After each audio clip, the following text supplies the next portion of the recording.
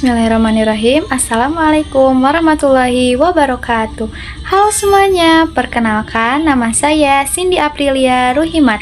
Saya dari Prodi Pendidikan Agama Islam semester 4. Di sini saya akan membahas tentang isu-isu kontemporer. Selamat menyaksikan. Nah, sekarang apakah kalian tahu apa itu isu-isu kontemporer?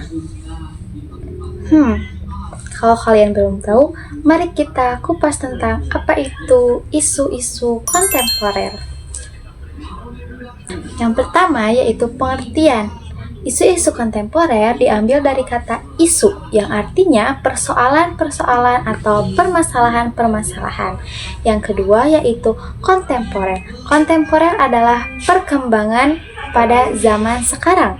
Nah, jadi isu-isu kontemporer adalah persoalan-persoalan atau permasalahan-permasalahan yang muncul akibat adanya perkembangan zaman.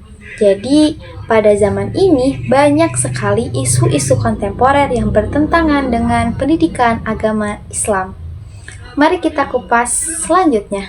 Setelah tadi kita tahu apa itu pengertian dari isu-isu kontemporer, selanjutnya kita akan membahas tentang paradigma baru pendidikan Islam di era isu-isu kontemporer ini atau di era modern ini.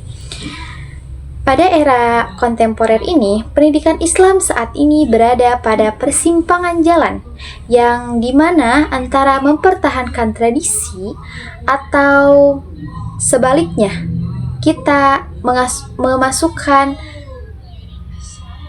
pemikiran-pemikiran barat. Isu-isu kontemporer bukan hanya sekedar tren, melainkan respon terhadap perubahan sosial, politik, dan teknologi yang sangat masih pasif. Tantangan utamanya pada isu-isu kontemporer hari ini adalah bagaimana kurikulum Islam tidak hanya mengajarkan aspek ritual, tetapi juga mampu menjawab problem kemanusiaan pada zaman modern ini. Yang selanjutnya yaitu ada karakteristik dan dinamika dari isu-isu kontemporer. Yang pertama, pada karakteristik isu-isu kontemporer, pendidikan Islam saat ini tidak lagi statis, melainkan bersifat dinamis, mengikuti perkembangan zaman. Ciri utamanya adalah integrasi antara ilmu agama dan ilmu umum dengan penggunaan teknologi informasi atau iptek, serta penerapan metode pembelajaran yang lebih aktif, efektif, dan kolaboratif. Yang kedua, isu utama pada masa kini adalah digitalisasi atau transformasi dari cara belajar yang dahulu ke sekarang melalui platform daring dan perangkat digital. Integrasi ilmu ini menghapus batasan antara ilmu agama atau akhirat dan ilmu umum atau dunia agar peserta didik memiliki pemahaman yang utuh. Sedangkan moderasi beragama, penanaman nilai toleransi agar siswa memiliki pandangan agama yang inklusif dan tidak radikal. Yang kedua yaitu ada dinamika dan strategi dalam isu-isu kontemporer. Pendidikan Islam terus bergerak mengikuti perubahan kurikulum dan teknologi pada zaman sekarang. Strategi yang digunakan saat ini adalah penguatan kurikulum. Pada ini menjadikan kurikulum relevan dengan kebutuhan modern tanpa meninggalkan nilai keislaman. Yang selanjutnya yaitu peningkatan SDM atau sumber daya manusia dengan memperkuat kompetensi dan profesionalisme guru sebagai kunci utama keberhasilan dari pendidikan. Dengan adaptasi metode, mengubah pendekatan mengajar agar lebih inovatif dan kreatif dengan berbasis teknologi. Selanjutnya adalah urgensi dalam isu-isu kontemporer dalam pendidikan Islam. Urgensi pada kali ini adalah terletak pada upaya menjaga relevansi ajaran Islam di tengah gempuran modernitas dan teknologi yang ada atau berkembang pada saat ini.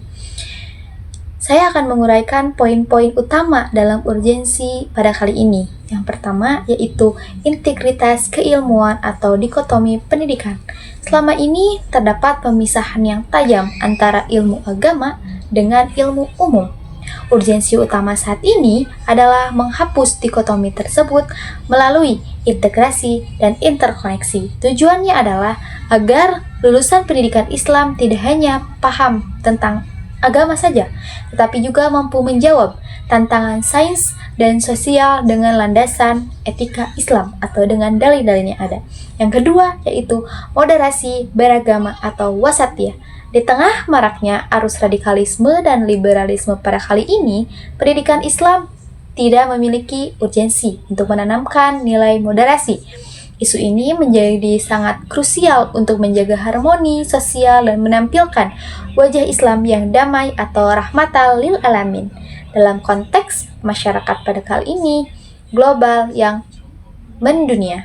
Yang ketiga yaitu transportasi digital dan AI. Teknologi informasi telah mengubah cara belajar mengajar. Pendidikan Islam mendesak untuk melakukan literasi digital agar nilai-nilai moral atau akhlak pada kali ini tetap terjaga di ruang yang ada. Urgensinya adalah memastikan bahwa teknologi digunakan sebagai alat pendukung, bukan pengganti peran guru dalam pembentukan karakter. Yang keempat, yaitu relevansi kurikulum, mutu, dan lulusan dunia kerja pada saat ini menuntut soft skills atau kreativitas berpikir secara kritis.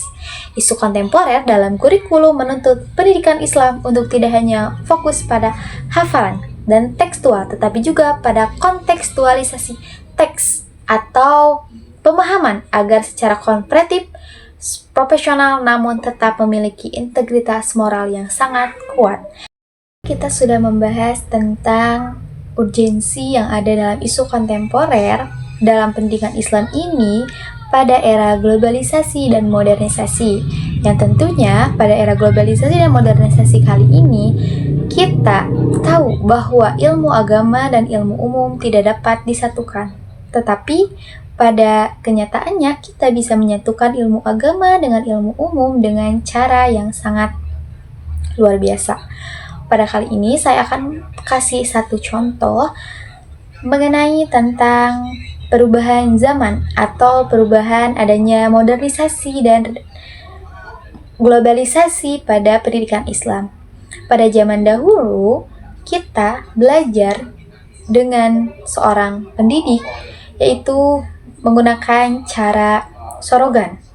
Pada saat dulu, kita menggunakan cara sorogan, atau kita bisa bertanya kepada guru, atau guru bisa memberikan model-model atau strategi pembelajaran dengan cara ceramah. Jadi siswa berperan pasif pada zaman dulu. Tetapi pada zaman sekarang, karena adanya globalisasi dan modernisasi, guru dituntut untuk lebih aktif. Dan guru dituntut jangan hanya menggunakan model ceramah saja, tetapi harus aktif, kreatif. Jadi peserta didik tidak hanya menjadi penerima materi saja, tetapi peserta didik juga harus bisa aktif dalam pembelajaran tersebut. Yang selanjutnya yaitu digitalisasi dan pemanfaatan teknologi. Seperti yang sudah saya katakan pada sebelumnya, kita pada kali ini tidak bisa mencegah adanya teknologi karena pada zaman sekarang teknologi menjadi kunci utama bagi para manusia atau pada masyarakat kali ini. Karena tanpa adanya teknologi, kita tidak bisa mengikuti perkembangan zaman pada kali ini. Jadi, pada digitalisasi kali ini, kita harus bisa menggunakan digitalisasi dan pemanfaatan teknologi ini dengan sangat baik dan memilah serta memilih mana yang baik dan mana yang salah untuk kita. Kita bisa memanfaatkan teknologi yang kita punya pada kali ini untuk belajar. Contohnya, kita bisa menggunakan AI untuk belajar di room AI tersebut. Dan kita bisa menggunakan model seperti PowerPoint atau video edukasi Islami yang kita bisa gunakan atau kita bisa ajarkan kepada peserta didik jikalau kita menjadi seorang guru. Selain itu, kita juga bisa menggunakan platform email sebagai perantara antara kita, pendidik, dengan peserta didik untuk menyampaikan suatu materi. Atau kita juga bisa menggunakan tugas, kita membuat video dan kita bisa menggunakan platform YouTube untuk mengupload tugas-tugas kita. Jadi, tugas-tugas kita bisa dikenal lebih luas oleh masyarakat di luaran sana.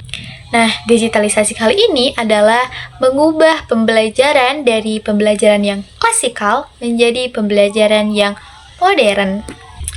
Tetapi dengan adanya digitalisasi pada kali ini, kita juga tidak boleh melupakan nilai-nilai Islam atau pendidikan-pendidikan Islam. Meskipun adanya teknologi yang sangat canggih pada kali ini, kita tetap tidak bisa meninggalkan nilai-nilai Islam karena itu adalah ciri khas kita sebagai umat manusia yang Islami. Menurut Abu Dinata, pendidikan Islam harus berbasis nilai akhlak dan moral yang sangat bagus. Meskipun pada saat ini kita dengan adanya dalam zaman yang berbeda, tetapi kita harus tetap menjaga marwah kita dengan nilai atau moral serta etika kita dengan Islami. Nah, yang selanjutnya adalah moderasi beragama dan multikulturalisme. Moderasi beragama adalah cara memahami dan menjalankan agama secara seimbang. Yang selanjutnya yaitu adalah ciri-ciri moderasi beragama, yaitu komitmen kebangsaan, menerima prinsip-prinsip bernegara yang tertuang dalam konstitusi dan tidak mempertentangkan ajaran agama yang lainnya dengan ideologi negara. Yang kedua yaitu toleransi, yaitu memberikan ruang dan menghormati hak orang lain untuk berkeyakinan atau mengekspresikan keyakinannya dan menyampaikan pendapatnya. Yang selanjutnya yaitu anti kekerasan, yaitu menolak penggunaan cara-cara kekerasan baik secara fisik maupun verbal dalam mengusung perubahan yang diinginkan. Yang selanjutnya yaitu akomodatif terhadap budaya lokal. Kita harus bisa bersikap ramah dalam menyikapi tradisi dan budaya lokal dalam perilaku keagamaan sejauh tidak bertentangan dengan pokok ajaran agama. Yang selanjutnya yaitu pentingnya moderasi beragama. Kita harus bisa menjaga kehormatan, menghindari sikap ekstremisme atau berlebih-lebihan yang dapat memicu konflik antara umat beragama. Dan kita juga bisa melindungi hak individu atau memastikan setiap orang merasa aman dalam menjalankan ibadah sesuai dengan keyakinannya masing-masing, serta stabilitas nasional menjadi fondasi kuat bagi persatuan bangsa yang sangat beragam. Yang selanjutnya yaitu multikulturalisme. Multikulturalisme adalah sebuah ideologi atau cara pandang yang mengakui dan menghormati keberadaan berbagai kelompok budaya dalam suatu masyarakat, serta mengupayakan kesetaraan hak bagi seluruh kelompok tersebut. Ciri-ciri dari multikulturalisme adalah pengakuan keragaman budaya, adanya kesadaran bahwa masyarakat terdiri dari berbagai etnis, ras, bahasa, dan agama, serta kesetaraan kedudukan, tidak ada dominasi oleh satu kelompok mayoritas terhadap minoritas. Semua memiliki hak yang sama di mata hukum. Dan interaksi lintas budaya terjadi komunikasi dan kerjasama yang aktif antara individu dari latar belakang budaya yang berbeda-beda. Penerimaan identitas menghargai identitas budaya orang lain tanpa harus meninggalkan identitas budaya kita sendiri. Dan pentingnya multikulturalisme adalah mencegah disintegrasi atau mengurangi resiko perpecahan sosial akibat prasangka atau diskriminasi terhadap kelompok tertentu.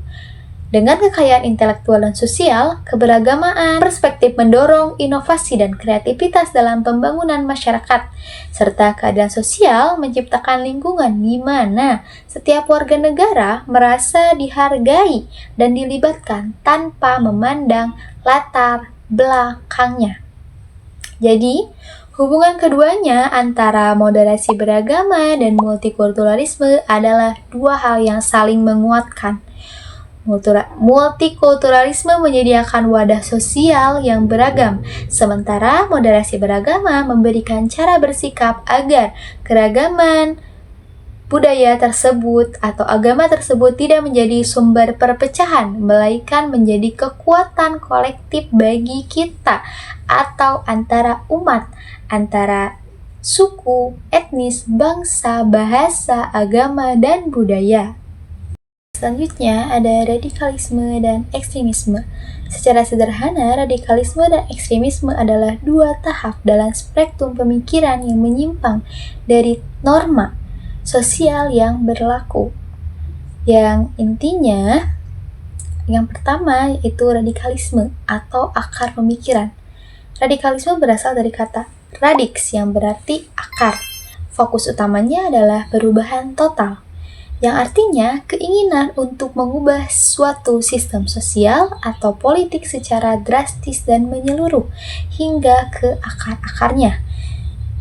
Dia memiliki ciri keyakinan yang kaku dan merasa kelompok yang paling benar namun tidak selalu menggunakan kekerasan. Banyak kelompok radikal yang masih berjuang melalui jalur politik atau pemikiran-pemikiran yang ada.